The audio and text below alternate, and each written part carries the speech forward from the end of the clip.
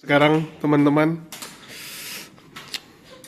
karena terlalu banyak mengatai Yesus, jadi seperti ini dia sekarang. Kakinya hilang satu.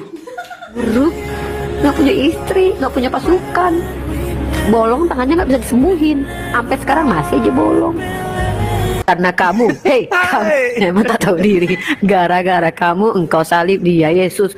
Kasihan dong Maria, melahirkan 9 bulan, tiba-tiba anaknya kok dijadikan Tuhan.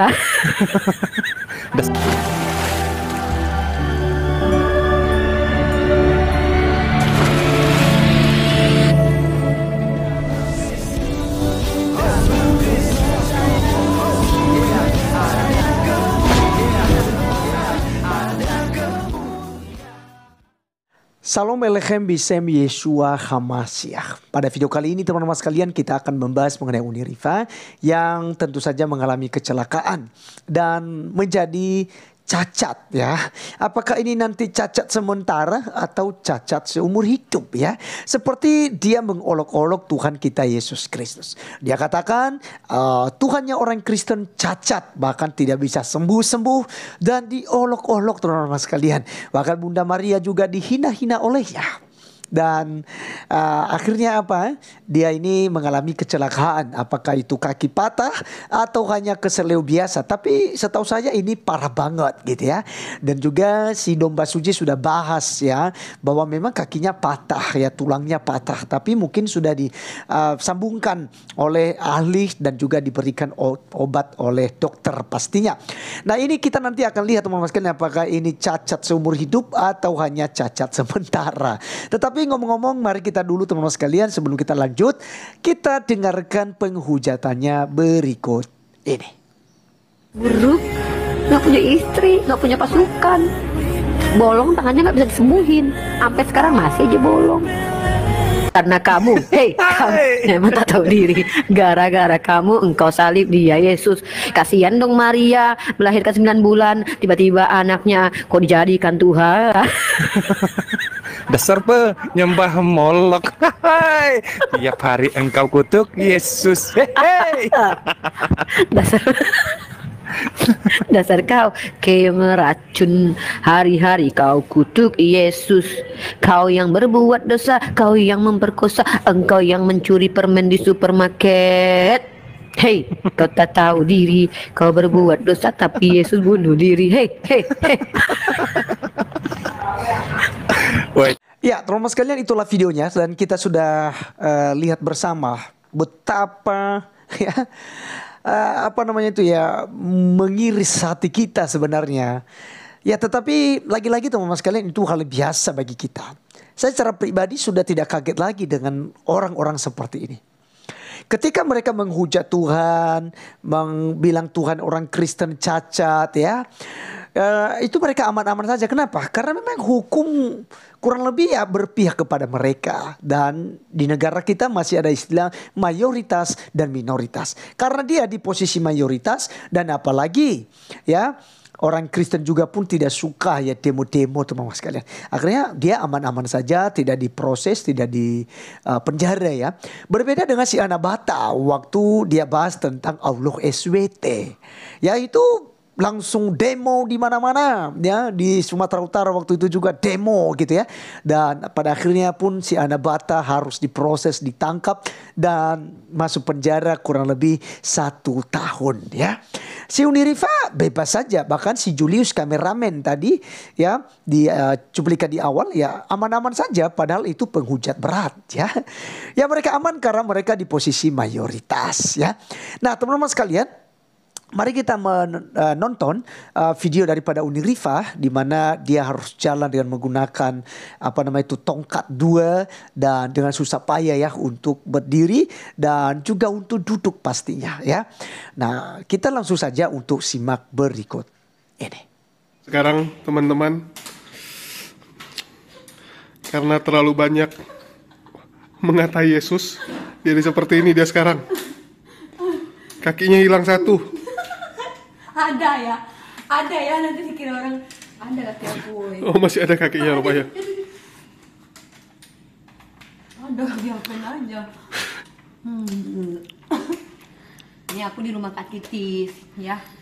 Assalamualaikum warahmatullahi wabarakatuh.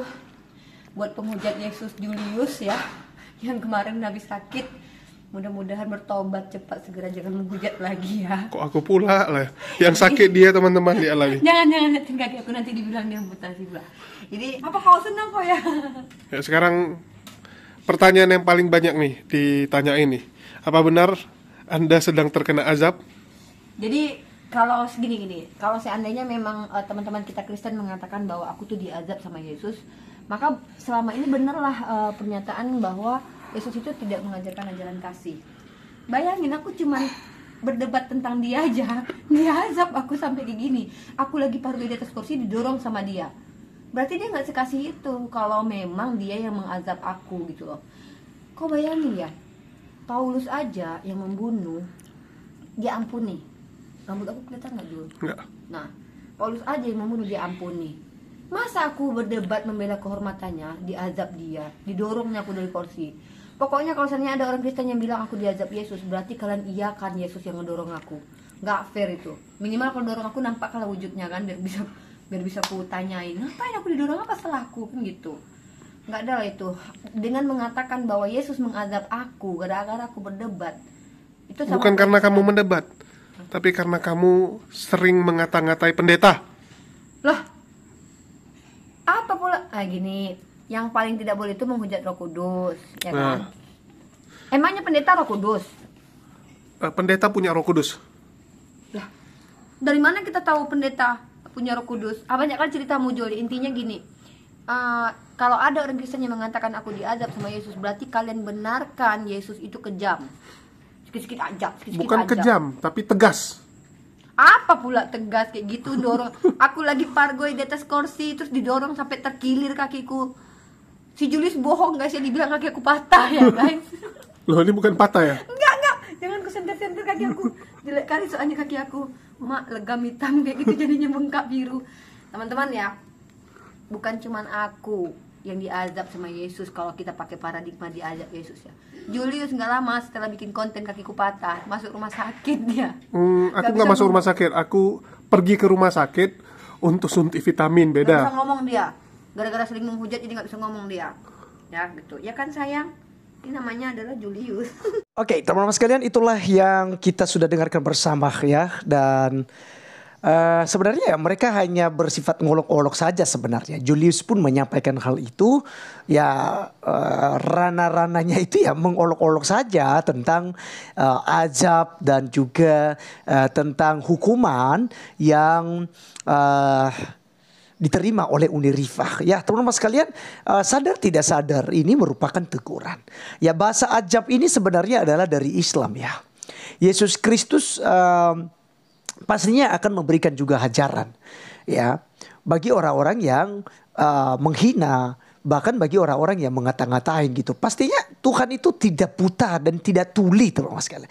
Tuhan melihat dan Tuhan mendengar apa yang dilakukan oleh Uni Rifah. Jadi bagi saya, percaya tidak percaya, diterima atau tidak diterima, ini sebuah hajaran, teguran ringan bagi si Uni Rifah, supaya bisa lebih menjaga dirinya. Kalau membandingkan dirinya dengan Rasul Paulus itu beda konteks. Tapi buktinya Rasul Paulus ya dipakai oleh Tuhan menjadi alatnya. Dia mengalami pertobatan, diampuni. Lah Uni Rifah, apakah kemudian Uni Rifah menjadi pengikut Kristus? Apakah kemudian dia itu bertobat, meninggalkan agama Islam, masuk ke agama Kristen dan sungguh-sungguh bertobat seperti Rasul Paulus? Tentu saja tidak. Jadi Anda jangan samakan diri Anda dengan Rasul Paulus. Kalau Rasul Paulus setelah mengalami perjumpaan dengan Yesus Kristus, ya dia diampuni, ya. Maka dalam kekristenan juga memang ajarannya sebesar apapun dosa Anda, jika Anda benar-benar dan sungguh-sungguh ya meninggalkan dan bertobat, ya, artinya meninggalkan perbuatan-perbuatan keji yang menjijikkan di mata Tuhan, maka Anda pasti diampuni. Ya, bahkan saat ini seperti Uni Rifa menghujat Roh Kudus misalnya, menghujat Tuhan Yesus. Sebenarnya menghujat Tuhan Yesus dan menghujat Roh Kudus itu ya beda tipis aja. Ya, artinya ketika menghujat Roh Kudus artinya kan tidak menerima Yesus Kristus juga. Tidak menerima Yesus Kristus sudah tidak menerima Roh Kudus, kan sama. Maka ya otomatis ketika Uni Rifa menjadi bertobat, ya maka tentu diberikan pengampunan. Ya, tapi kan konteksnya berbeda dengan Rasul Paulus. Ya, jadi teman-teman sekalian, kalau menurut saya, ya sekalipun tidak dipercayai hal ini, tapi buat saya ini adalah teguran dari Tuhan Yesus Kristus kepada Uni Rifa. Ini peringatan gitu. Dan kalau tidak berhenti, ya mungkin bisa jadi seperti Agustan. Sebenarnya kita belajar dong dari kehidupan Agustan. Julius ini sebenarnya kan udah ketemu dengan Agustan. Ya, bagaimana Agustan kemudian mengkentutin Alkitab. Ya, meminta Tuhan menghajarnya. Wow, Tuhan tidak ingin dia dipermainkan, dihina-hina teman-teman sekalian. Pasti dia berikan hajaran. Tapi cara Tuhan itu cukup adil kepada si Agustan pada waktu itu. Nah, si Uni Rifa, ya saya hanya berpesan bahwa ya Anda harus sungguh-sungguh bertobat. Setidaknya jika Anda tidak percaya kepada Yesus, Anda tidak boleh mengolok-olok. Bayangkan saja kalau itu sebaliknya. Apa yang akan terjadi? Kalau saya nih, apalagi saya open cam ya di YouTube ini. Saya mungkin keseleo lidah saja. Julius bisa edit. Uni Rifa dan teman-teman yang lain bisa ngedit. Ya, seperti yang dilakukan kepada Ana Batak, kepada Pagracia Pelo, kepada Yusuf Manubulu dan lain sebagainya. Kepada Muhammad Kace. Ya akhirnya menjadi delik aduan. Ya pasti akan diproses teman-teman sekalian. Ya. Tetapi kalau kalian yang melakukannya, kalian aman-aman saja. Sampai hari ini kok. Kalian aman-aman saja, ya. Yang baru-baru kemarin si Logika juga ya, Tuan Logika itu, ya, menginjak-injak Alkitab. Sampai hari ini masih aman-aman. Tidak ada proses pihak kepolisian, ya. Maka teman-teman sekalian, saya percaya bahwa penghujatan kepada Tuhan Yesus Kristus itu, ya, akan diperhitungkan olehnya. Dia tidak tutup mata, teman-teman. Dia akan membalaskan orang fasik menurut kefasikan mereka. Dia akan membalas orang-orang jahat seperti kejahatan mereka. Itu janji Tuhan. Dan orang-orang yang takut akan Tuhan akan dibalaskan juga sesuai dengan buah-buah yang mereka hasilkan selama mereka ikut kebenaran. Oleh karenanya teman-teman sekalian, tetap stay dalam iman kekristenan kita. Bangga menjadi seorang Kristen.